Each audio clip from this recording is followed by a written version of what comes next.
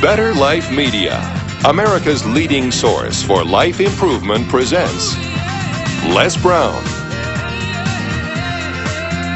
Step into your greatness.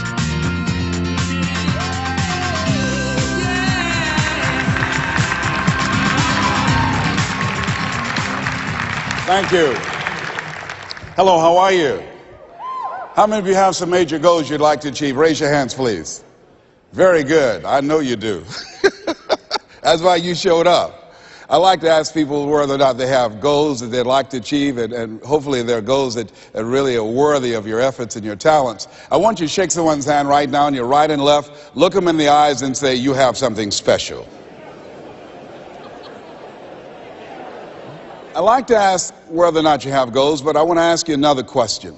How many of you know that if you had your life to live over again, you could do more than what you've done thus far? Raise your hands, please. Now, that proves the point that what we do and what we accomplish in life is only a tip of the iceberg of what's possible for us. So I want you to think about some goals that you'd like to achieve, and I'd like for you to, let's say, break them up in three categories. Number one, I want you to think about some personal goal you'd like to achieve. And I'd like for you to think about some career goal, some business goal that you'd like to achieve. And I want you to think about some social contribution, some impact you'd like to make with your life. It was Horace Mann who said, we should be ashamed to die until we've made some major contribution to humankind. I believe we live in the greatest country in the world that gives us an opportunity to leave our mark, to make a statement with our lives. And as you think about these goals, whatever those goals are, I want you to dramatically increase those goals. And I want to warn you, I don't want you to think about how you're going to do it. How is none of your business. The most important thing is just to increase those goals dramatically. I've found that most people fail in life, not because they aim too high and miss. Most people fail in life because they aim too low and hit. And many don't aim at all. So raise the bar on yourself and don't ask how you're going to do it. I'll never forget when I decided that I wanted to become a motivational speaker. I saw the late Dr. Norman Vincent Peale, and my heart said, I can do that. But my mind asked the question, how? And for over 14 years, I would go see Zig Ziglar and Dr. Norman Vincent Peale and Jim Rohn and different speakers, and I would be in the audience, and my heart would pounce and say, you can do that, Les. And then when I would leave, I would be going to the parking lot, and my mind said, how are you going to do it? And I spent so many years trying to figure out how. I wasted 14 years. How many of you ever procrastinated? Raise your hands, please. Yeah, see, so as you begin to think about your goals, the most important thing is, and write this down, commit yourself. See, once you commit yourself, the how will come, the way will come. Once you commit yourself, you will then figure it out. And if you're going in the wrong direction, all you have to do is turn around and go in the other direction. You will figure it out. You want to begin to just challenge yourself. You want to stretch yourself because you really don't know what you can't do. I'll never forget the first day that I met Mr. Washington. I was born in a poor section of Miami, Florida called Liberty City. I was born in an abandoned building on a floor with a twin brother. And when we were 6 weeks of age, we were adopted. And when I was in the 5th grade, I was identified as EMR, labeled educable, mentally retarded, put back from the 5th grade into the 4th grade. And I failed again when I was in the 8th grade. I don't have any college education, but because of my mother, and I feel like Abraham Lincoln, who said, all that I am and all that I ever hope to be, I owe to my mother. I saw a sign once that said that God took me from my biological mother's womb and placed me in the heart of my adopted mother. So my first major goal was to buy my mother a home, to take care of my mother. And I did that, took care of her until she passed at 88. But I'll never forget when I met Mr. Washington. I was in a class waiting on another student, and he came in and he said, young man, go to the board and work this problem out for us. I said, oh, sir, I can't do that. He said, why? I said, I'm not one of your students. He said, look at me. I said, yes, sir. Go to the board and work the problem out anyhow. I said, sir, I can't do what you're asking me to do. He said, why? Sir, because I'm educable mentally retarded, sir. And as the students erupted in laughter, he came from behind his desk, he looked at me and he said, don't you ever say that again. Someone's opinion of you does not have to become your reality. And that was a turning point in my life. On one hand, I was humiliated.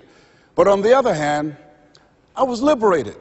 Because he looked at me with the eyes of Goethe, who said, look at a man the way that he is. He only becomes worse. But look at him as if he were what he could be. Then he becomes what he should be. And so Mr. Washington, he challenged me. And I want to challenge you right now about raising your goals. And I want you to shake someone's hand on your right and left, look them in the eyes and say, stretch yourself.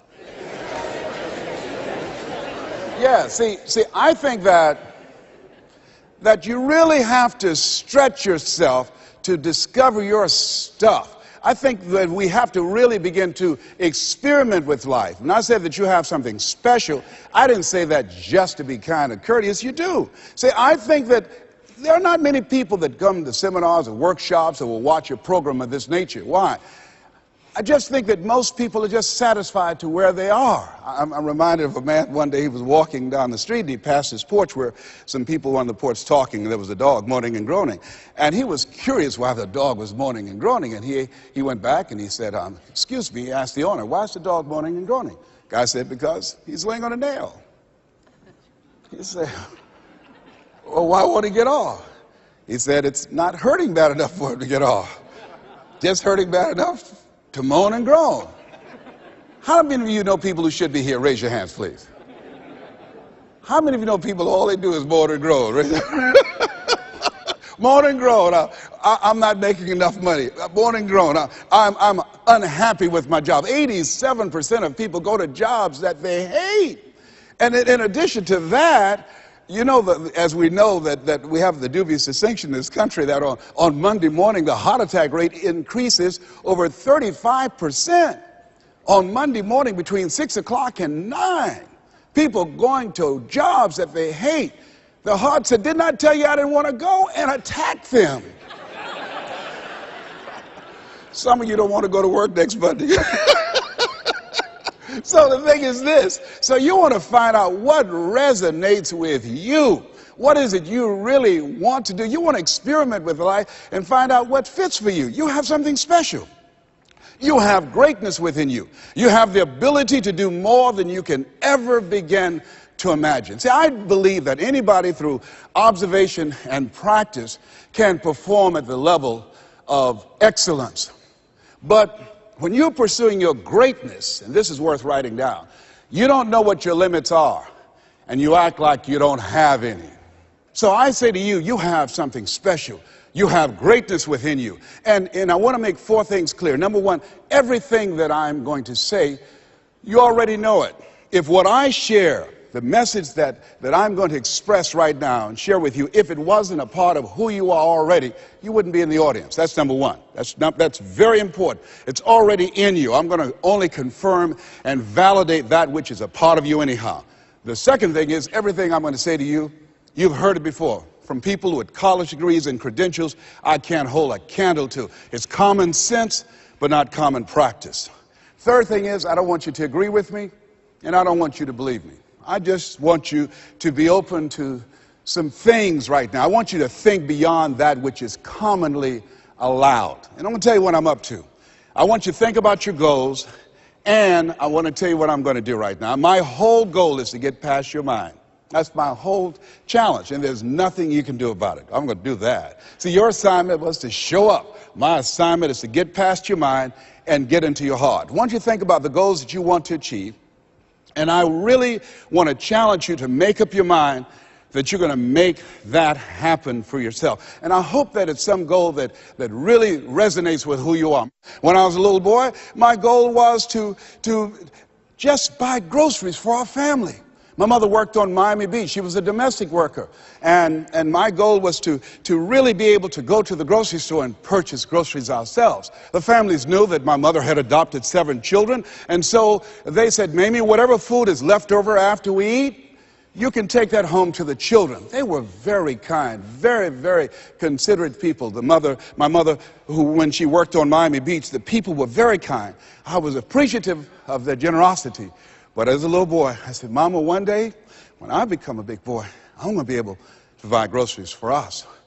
My goal as a little boy was to buy clothes for my brothers and sisters, We wore the hand-me-down clothes of the children that Mama babysat for when she went over in Miami Beach. And if the clothes were too small, she would let them out. And if they were too large, Mama could sew and take them up. And I'll never forget David Sidursky. His father was very wealthy. Mama worked for him, but David was my buddy. And so his father gave him 2 gifts for his birthday. Gave him a brand new boat, but he also gave him some motivational tapes. Earl Nightingale, I'll never forget. So he said, David, man, let me tell you something. When I die, you're going to get everything. I want you to listen to these tapes. And when his father left the room, David threw those tapes in the wastebasket. I said, David, could I have those tapes? He said, yes. I said, man, your father said, if you listen to these, you can get more and do more than what he's done. He said, hey, look, I'm going to get everything anyhow. Go ahead, take them. I told my children, I'm not leaving them anything. You know, if I had a quarter and thought I was going to die, I'll swallow it.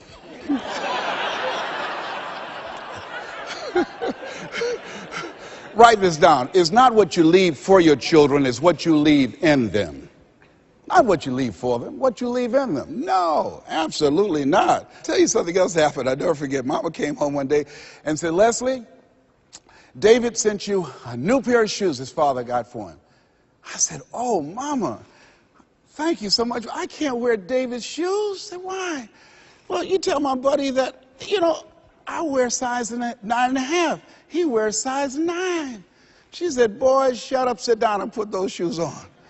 She said, Marvin Ann, go get some Vaseline. And she came in there, and my sister started rubbing the Vaseline on my feet. And she said, run some water in the bathtub. And she said, now go in there and put your feet in those shoes and don't mash the heel down. I said, Mama, shut up, boy, don't mash the heel down. And then she had me to get in the bathtub. I said, Mama, these shoes hurt. She said, get in there and walk around in the water. And I'm walking around the bathtub. Then she tried to distract me. I knew what she was doing. How'd you do at school today? I did good. Did you get in any fights? No, ma'am. You know you fought somebody. Well, I only hit 3 people today. and then after a while, she said, how you doing? I said, well, they hurt. Do they hurt as bad as they were before?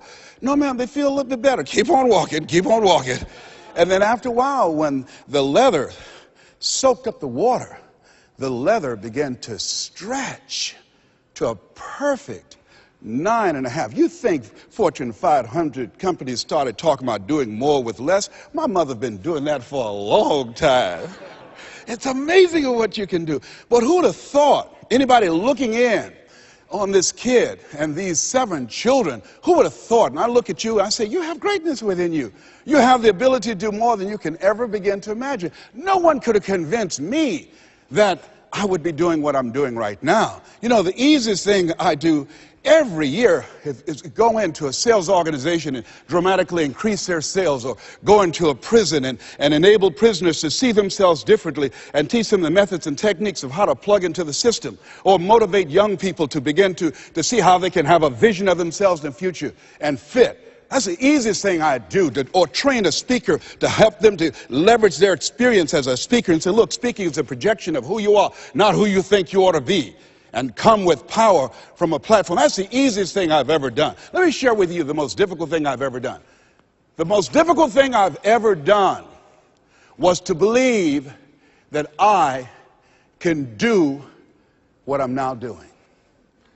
No one could have convinced me, just given my circumstances. I earn millions of dollars every year. No one could have convinced me. If both my parents came up here right now, I would not know either one. No one could have convinced me, being labeled educable, mental retarded, born in an abandoned building on the floor in Liberty City, poor section of Miami, Florida, failing twice in school, no college training, never worked for a major corporation. I did not know I can do what I'm doing right now. I'll never forget Mike Williams, my mentor. I think a lot of people fail in life because of the fact that they need some mentoring, they need some coaching. Repeat out to me, please. You need some coaching.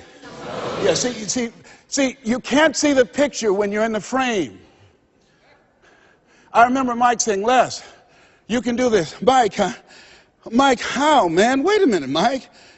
How much am I going to be able to charge, Mike? Les, well, you could start out at $1,000 an hour. Mike, I don't make that working for 2 weeks. Come on, Mike. Mike, Man, I appreciate your belief in me, Mike. Look, Mike, I work for the Miami Sanitation Department, man. I've been a garbage collector. I've done door-to-door sales. That was great, and I'm here as a disc jockey. That's good, Mike. But Mike, I don't think I can do that, Les. You can. But Mike, I don't have any credentials. I've never written any book, anything, man. I'm not rich. How can I teach somebody to do something I've never done? But Les, why don't you just test yourself? Why don't you stretch, Les? Come on, man. Mike, I don't know. And here's something I realized. Write this down. Sometimes you have to believe in somebody's belief in you until your belief kicks in. I respect Mike Williams. Here, this young man, he saw something in me that I didn't see it, and strong analytical mind, and I looked at him. I always respected his thinking, and he looked at me and he made me feel special, and I said, okay, Mike. And I just kept holding on to what Mike said to me. I just kept holding on to what Mr. Washington said to me. I kept holding on to my mother saying, you're special, Leslie, when they said you're educable, mentally retarded. Mama didn't know what that meant. She only had a third-grade education. So she said, he'll be all right, honey. A hard head make a soft behind. He'll be fine. But she said, you're special, baby. You are special. And they kept saying that over and over again. Faith comes by hearing and hearing and hearing. And so here's what I want you to do. Let us say together, as you think about your goals and your dream, let us say together, it's possible. Together, please. It's possible. Say it like you mean it. It's possible. Thank you. Write that down. See, most people never achieve their goals because most people suffer from possibility blindness. They look around trying to think about the things that they don't have. Robert Roots, a young man who wrote a book about success principles of the Three Little Pigs. He said, it's not what you don't have, it's what you think you need that keeps you from being successful or happy in life. It's not what you don't have. See, I was focused on what I didn't have. I don't have a college degree, don't have any credentials, never worked for a major corporation. I was focused on the negative things. It said, negative things are the things that you see when you're not focused on your goal. What do you come with? What is it that you have within you that you showed up to bring? Hey, Les, you don't know, but my dream is a long shot. A friend of mine, Dexter Yeager, said, when the dream is big enough, the odds don't matter. I'm reminded of a great man when I was reading Time magazine talking about some of the great minds of the last century. They didn't mention his name, Dr. Howard Thurman, one of the mentors of Dr. Martin Luther King Jr., and also an advisor to Mahatma Gandhi and Albert Schweitzer. And he said, the ideal situation for a man or woman to die is to have family members standing around their bed praying with them as they cross over. But imagine, if you will, being on your deathbed and standing around your bed, the dreams given to you by life, the ideas that you never acted on, the talents, the gifts, the abilities that you never used. And there they are, standing around your bed, looking at you with large, angry eyes, saying, we came to you, and only you could have given us life. And now we must die with you forever. And the question is, if you died this very moment, what will die with you? What dreams? What ideas? What talents? What leadership potential? What greatness that you showed up to bring? That you allowed fear or procrastination to hold you back? Perhaps that's why Henry David Thoreau wrote the words, oh God, to reach the point of death, only to realize that you've never lived, only to realize that you've never scraped the surface of your potential. Repeat out to me, please, with power, feeling, and conviction. I refuse to die an unlived life. Yes, shake someone's hand on your right and left and say, live your dream. Yeah, I think we should all resolve. I refuse to die an unlived life. Don't worry about the odds. You survived 1 out of 40 million sperms. You will never have those odds again. You beat those odds, you can win anything. here's something else stops most people. You know what it is? Failure. Let us say together, I will fail my way to success. Yes, write that down. I will fail my way to success. See, 8 out of 10 millionaires have been financially bankrupt. 85% of people allow their fear of failure to outweigh their desire to succeed. And I believe that the reason that most people go so far in life, and Maya Angelou said it best. She wrote a poem. She said that most people go so far in life and then they park. They pull off the highway of life, especially when they get some hits, especially when they've been rejected, especially if they have an illness, especially if they lose something. They park. And I take it further. They don't even turn on their emergency lights. It's not because that they are broken down. They don't want anybody to stop and say, hey, look here, I've got some jumping cables in my trunk. You need a jump? Hey, look here, there's a service station ahead about 3 or 4 miles. I have a can. I can take you up there and get some gasoline. Oh, no, I'm just fine. I had a talk show once, and highest rated, fastest canceled talk show in the history of television. Well, at least I had one. And I was excited. You know, when the time I came into television years ago, television was based upon conflict and controversy. So I said, I want a solution-oriented talk show. First concept of that kind. High ratings. And the syndicators say, you just got lucky. Come on, let's do these other type of shows. You can be a Jerry Springer. Oh, no, that's not why I came here. No, I believe that we live in the greatest country in the world where we should hold ourselves to certain standards. I'm not going to come here and sell out on who I am. I'm not going to compromise. I'm not going to lower my standards for you. No, that's not why I showed up. And so they fired me. Security walked him out. I said, I can walk by myself. But let me tell you what happened. I took a hit, and I parked. It wasn't that I didn't have the ability to do more. My concept was good. But what happened when I took the hit, when they canceled the show, I canceled myself. When they said the show is going to be taken off television, it won't work, I told myself, Les, you can't succeed in television. And I parked. You know what I did? I went back to my comfort zone. As a motivational speaker, at least I'm doing better than most people. That's nothing to compare yourself to worse that other people are doing and then make yourself feel better. No, I parked. I didn't have my emergency lights on. I didn't want to show up on the radar. I parked. You know how long I parked? I parked for 10 years. Do you hear me? Now, unlike Regis Philbin, when his shows were canceled, he kept going, he kept going, he kept going, and he got other shows. I bet you somebody gave him a push. Somebody said, hey, you need a lift? I didn't even make that an option for me. I got off the highway, I went back to my comfort zone, and I parked. The show failed, and I identified myself as a failure. And guess something happened. One day, just flipping the channels, looking at PBS, and saw Wayne Dyer, my friend Wayne Dyer. And boy, I said, Wayne, we're both in our 60s. Wayne is still doing it. Wow, the little hair he has, it's gray, he's still there. I said, hey, I've got some more stuff in me. I've got another PBS special in me. I've got some other ideas. You know, Oprah and Phil, they're doing my stuff. Maybe I need to come back out here. And I went back and started calling PBS and different people. They said, Les, what happened to you? I said, well, I didn't know whether or not anybody would be interested in me because the show was canceled. No, you had some good ideas. And when they said, yeah, we would love to do a show with you, I said, you would? They said, yes. And when I went into the studio, and people that worked with 10 years ago, they were still there. And I said, guys, you know, do you guys still have it? They said, we have it. Do you have it? I said, I think so. You know.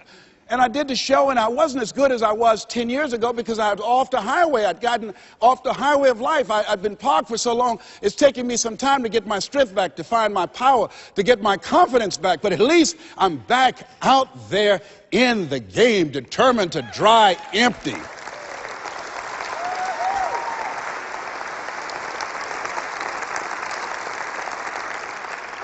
So I say to you, see, I only attract millionaires or millionaires in training. You're going to get that in a minute. You have something special. You have greatness within you. And the only reason you are here, you are my assignment. You can feel me. Some of you feel me right here in your heart of hearts. And my goal is to get past your mind and into your heart. So it's necessary that you have the mindset that I can do this. You've got to begin to believe and to fortify that belief and feed that belief by listening to tapes, going to seminars and workshops, by challenging yourself, by stretching yourself. It was Osborne who said, unless you attempt to do something beyond that which you've already mastered, you will never grow. And as you begin to challenge yourself, you'll discover some things about yourself that you don't know right now. The other thing is you begin to look at yourself, look at your dreams, and begin to experiment and stepping into your greatness. One of the things that's very important, whatever goals and dreams that you have, repeat after me, please. Make your move before you're ready. You have Price Pritchett, who's a great motivator and trainer. He said, make your move before you're ready. We're instructed in life to walk by faith and not by sight. See, you want to really begin to stretch yourself. You want to become a risk taker. You want to raise the bar on yourself. Most people won't do that.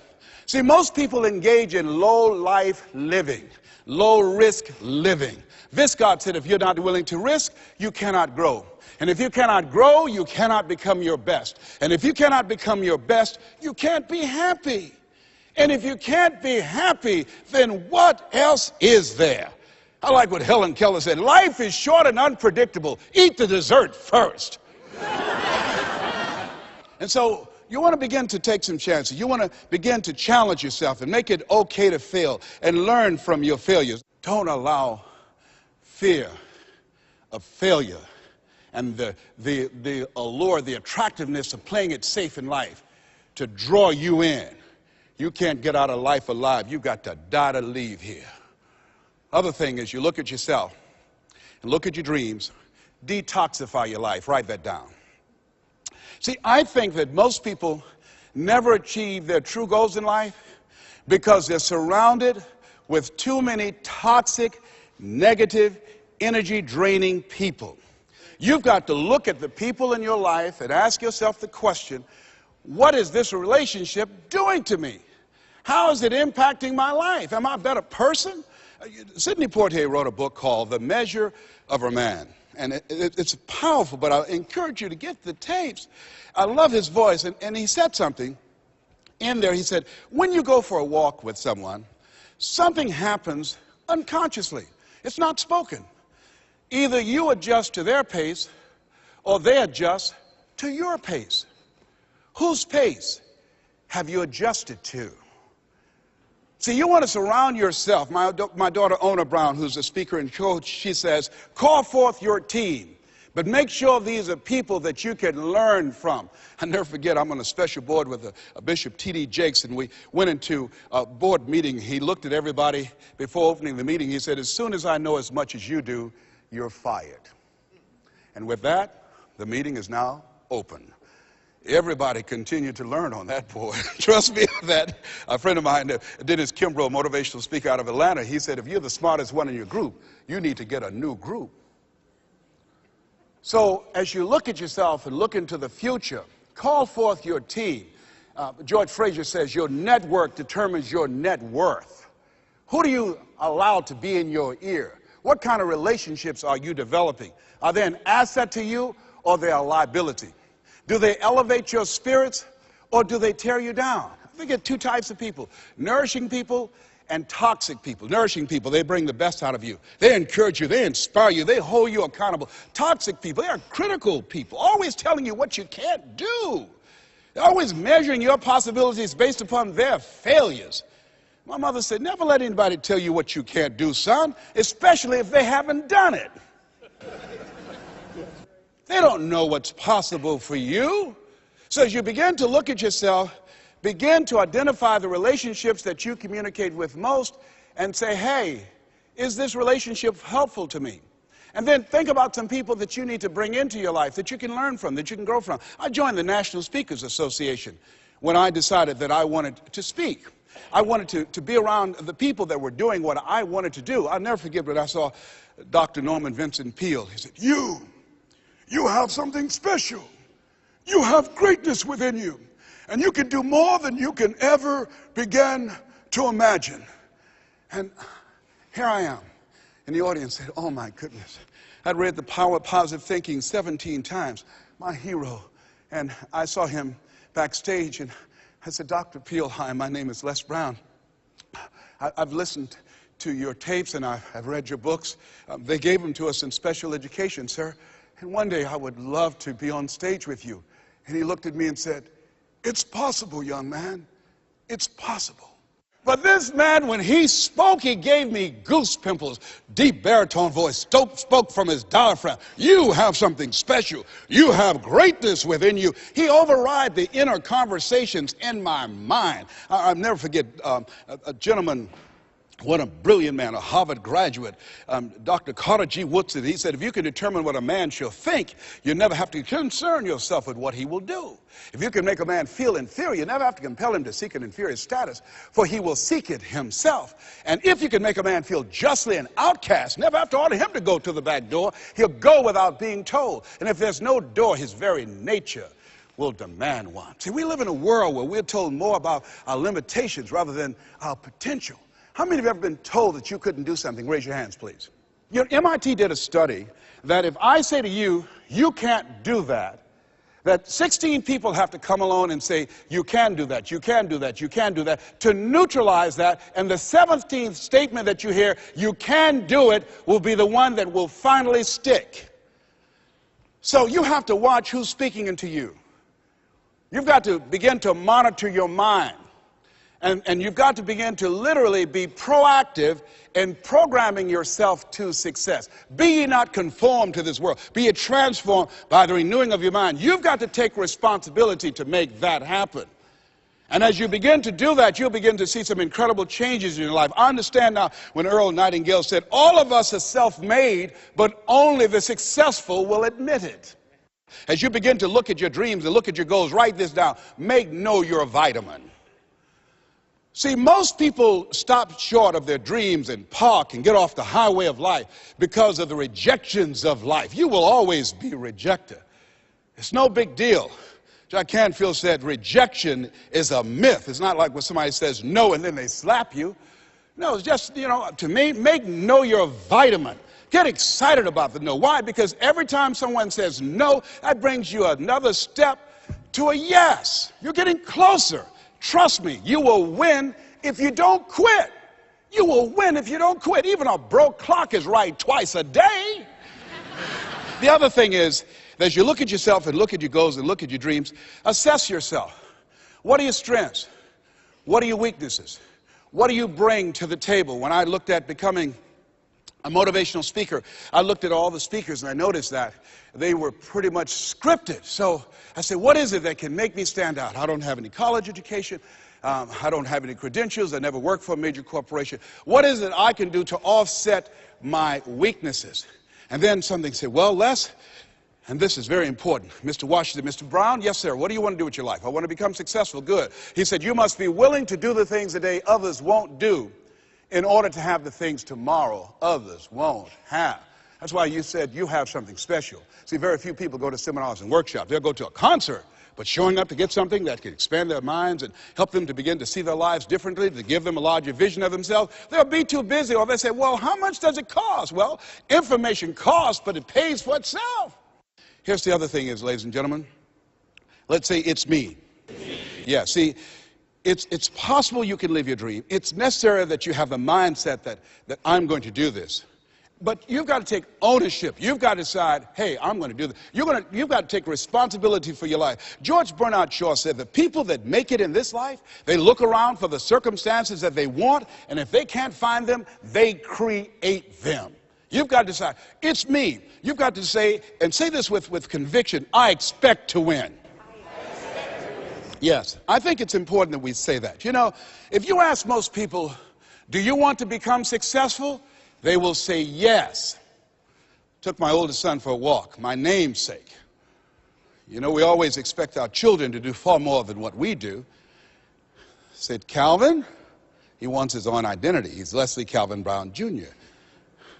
I stopped him, looked him in the eyes, and said, do you want to be successful, son? He said, yes, sir, Dad. Very good.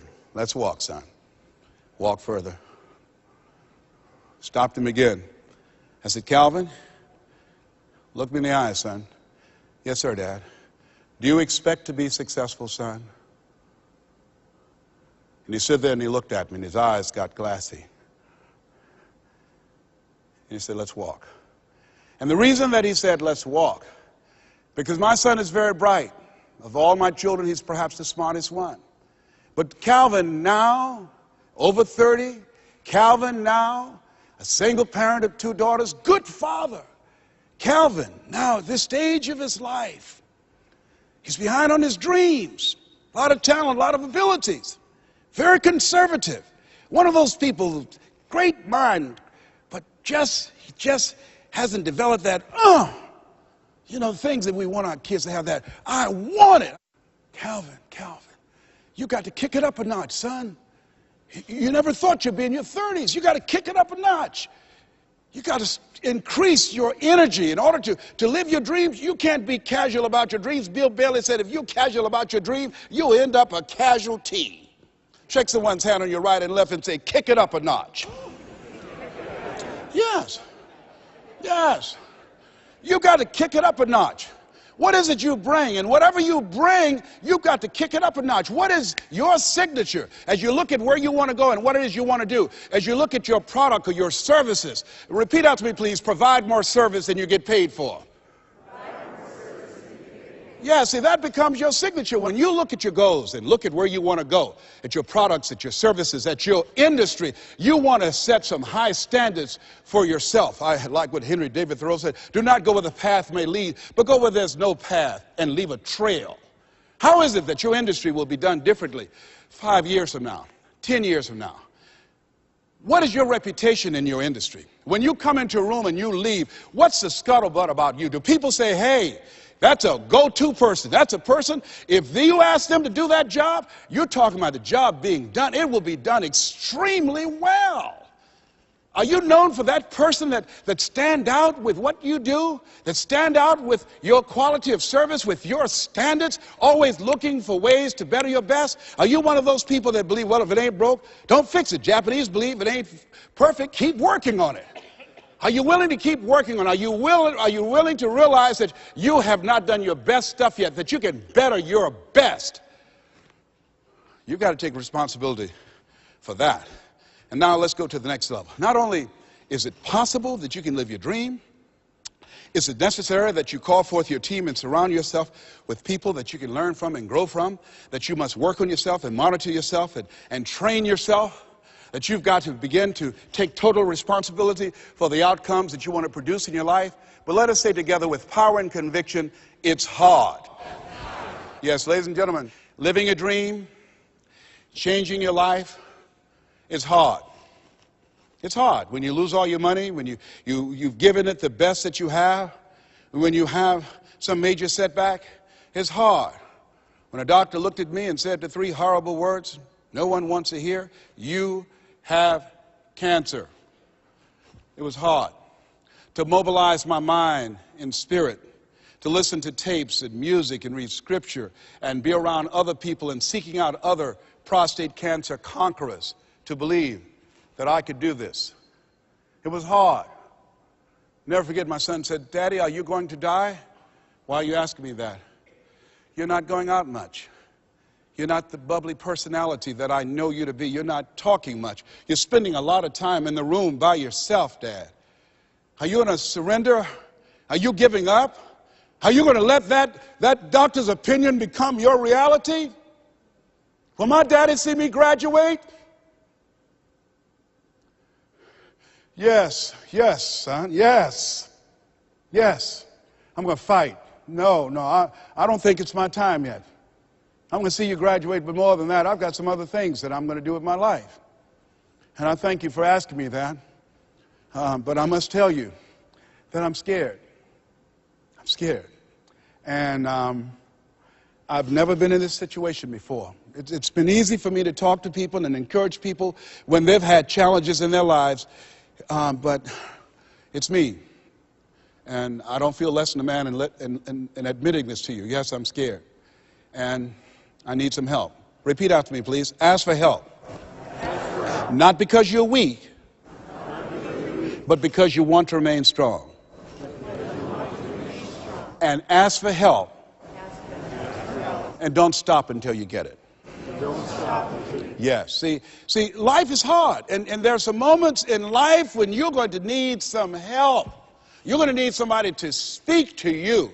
You're going to need somebody to say something to you. I have a friend of mine, Willie Jolly, who's a motivational speaker. He said, a setback is a setup for a comeback. I had to listen to Willie's tapes. I have another friend, Kevin Brace, who's a speaker. He said, Les, come on, man, you can do this. You can make this happen. You can hit a home run. It's a done deal. You are Les Brown. That cancer's got to get out of your body. I said, talk to me, Kevin. Talk to me. That's what I need to hear. I needed to hear those words.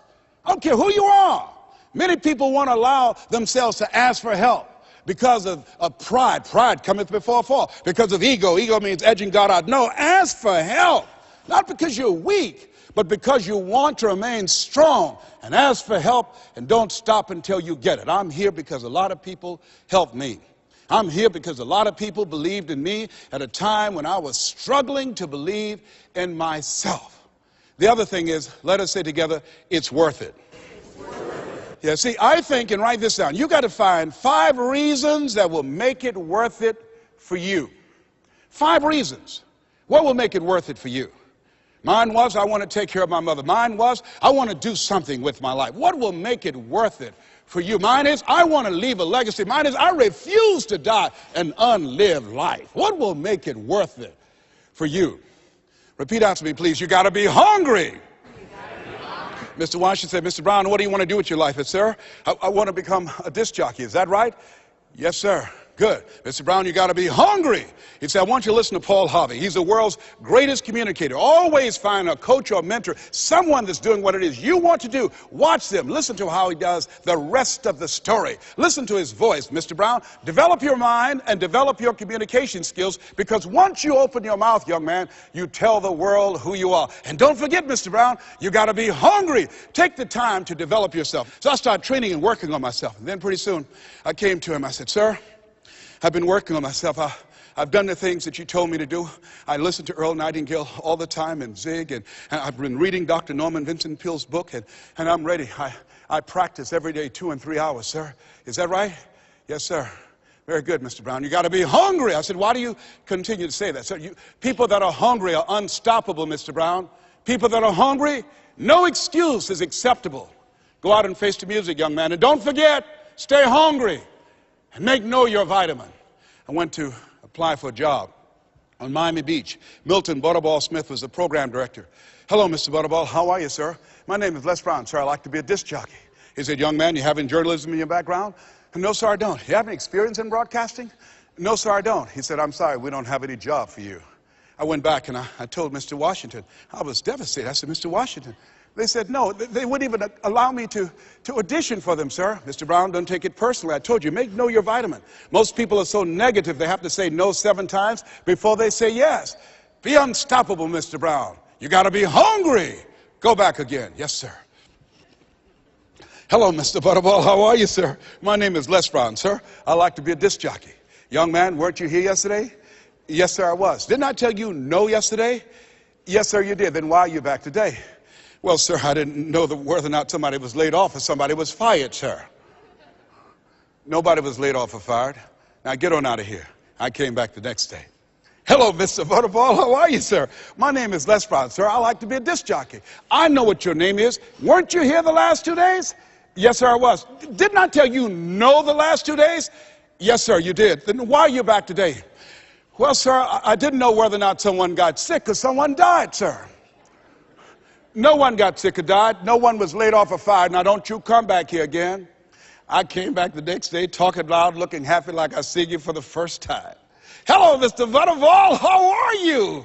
He looked at me with rage. He said, go get me some coffee. I said, yes, sir.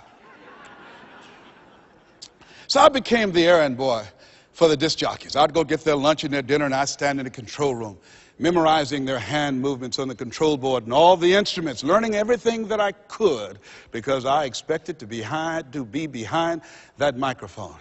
Then one day, it was a Saturday afternoon, And a disc jockey by the name of Rockin' Roger was drinking while he was on the air. Rockin' Roger got so drunk, he started slurring his words. He was about to fall off the chair. He obviously could not complete his program. And there I was, looking at him through the control room window. A Saturday afternoon, I was the only one there, young, ready, and hungry. Walking back and forth saying, drink, rock, drink. Drink, rock. I'd have gone and get him some more if he'd asked me to. Then pretty soon the phone rang. It was the general manager, and I answered the phone. I said, hello? He said, young boy, this is Mr. Klein. I said, I know. He said, Rock can't finish his program. I said, I know. He said, would you call one of the other DJs in? I said, yes, sir. I hung the phone up. I said, you must think I'm crazy. I called my mom and my girlfriend, Cassandra, and said, y'all come out on the front porch and turn up the radio. I'm about to come on air. I waited for about 20 minutes, and I called him back. I said, Mr. Klein, I can't find nobody. He said, young boy, you know how to work the controls? I said, yes, sir. He said, go in there and segue the records, but don't say nothing here. I said, yes, sir. I couldn't wait to get old Rock out of the way. I put on a fast record. I said, look out, this is me, LB, Triple P, Les Brown, your platter playing papa. There were none before me and there will be none after me. Therefore, that makes me the one and only. Young and single and love to mingle, certified, bona fide, doubly qualified to bring you satisfaction and a whole lot of action. Look out, baby, I'm your love man. I was hungry.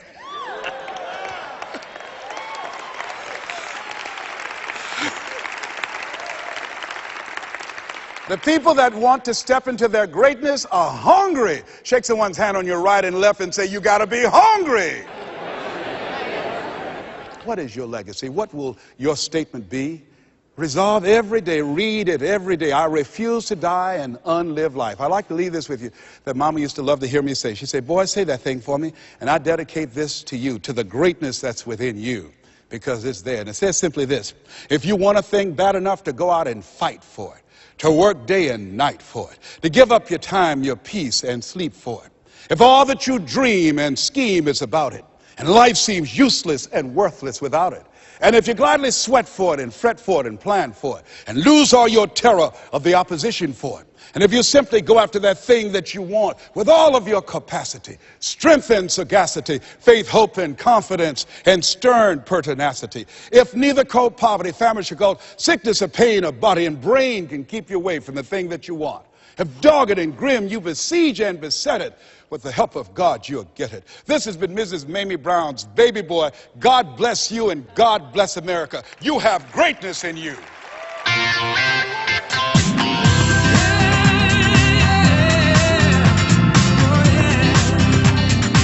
We hope you've enjoyed this special presentation of Les Brown's Step Into Your Greatness. If you would like to own a copy of this program or any of Better Life Media's programs, please visit our website at betterlifemedia.com, where you'll find all types of valuable life improvement information.